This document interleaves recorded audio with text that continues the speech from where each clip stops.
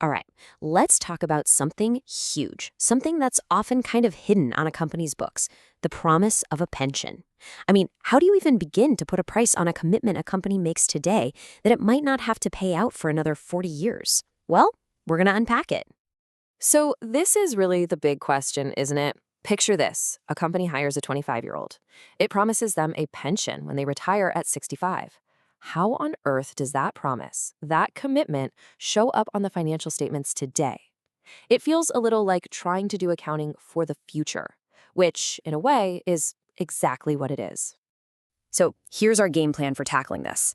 We're going to start broad with the basics of employee benefits, then we'll zoom in on pension plans themselves, and finally, we'll connect all the dots and talk about why this is so much more than just an accounting exercise. Okay, first things first. Before we can get into the really nitty-gritty stuff, we've got to build a solid foundation. We need to be on the same page about what we even mean when we talk about employee benefits. And yeah, that sounds pretty broad, because it is. We're not just talking about a paycheck. We're talking about the whole package a company gives an employee in exchange for their work. Things like health insurance, paid time off, maybe a company car. And of course, the big one for our purposes today, those retirement benefits. Now, this is where things get a bit more formal, because there's actually a rule book for all this. It's called International Accounting Standard 19, or IAS 19, and its entire purpose is to make sure companies can't just ignore these promises until the bill is due 40 years from now. It forces them to recognize the cost of that promise bit by bit as the employee actually earns it. So you've got all these different promises flying around. How in the world do accountants keep track of them all? Well, they do what any good organizer does. They sort them into buckets. 4 main ones, to be exact. You can see the 4 main types right here. You've got your immediate, short-term stuff, like your weekly salary. You've got other long-term perks, and you've got pay for when employment ends. But the one we're really going to zero in on is that second one, post-employment benefits.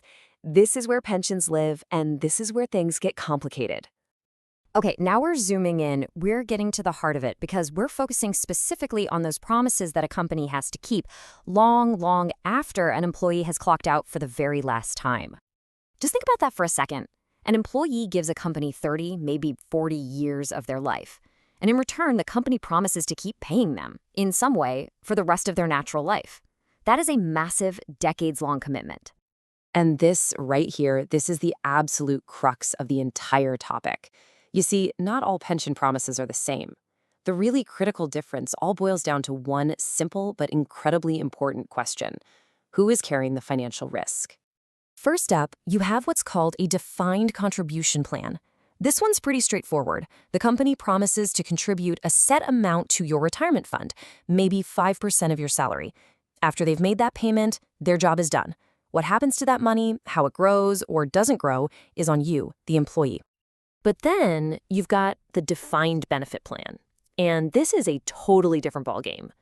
Here, the company doesn't promise to give you a certain amount of money today. It promises you a specific outcome in the future. They promise to pay you, say, 50 grand a year, every year, after you retire. That means they are totally on the hook to make sure the money is there no matter what the stock market does. All the risk is on them. So let's just boil it down.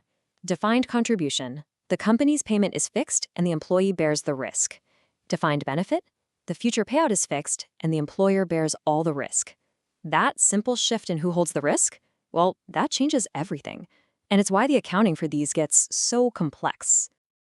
So precisely because the company is holding all of this unpredictable, long-term risk in a defined benefit plan, we need a special way to account for it on the books. I mean, really? How do you do that? How do you possibly put a dollar value today on a promise that hinges on things like future stock market returns, how long your employees are going to live, what their final salary is going to be? It takes a ton of assumptions and some very specific accounting rules. Okay, I know this table looks like a lot, but don't worry, we're just going to focus on the main idea here. See that line called remeasurement gain/loss? That's where all the unpredictable stuff goes, like when your investments do way better or way worse than you expected. The rules say you report that separately in a place called Other Comprehensive Income, so it doesn't make your main profit number bounce around like crazy every year. It's a way of saying, hey, this is real, but it's also really volatile. And just to make this a little more real, take that first line, current service cost. All that means is the company's recognizing that its employees worked for a whole year, and by doing so, they've earned another year's worth of that future pension promise.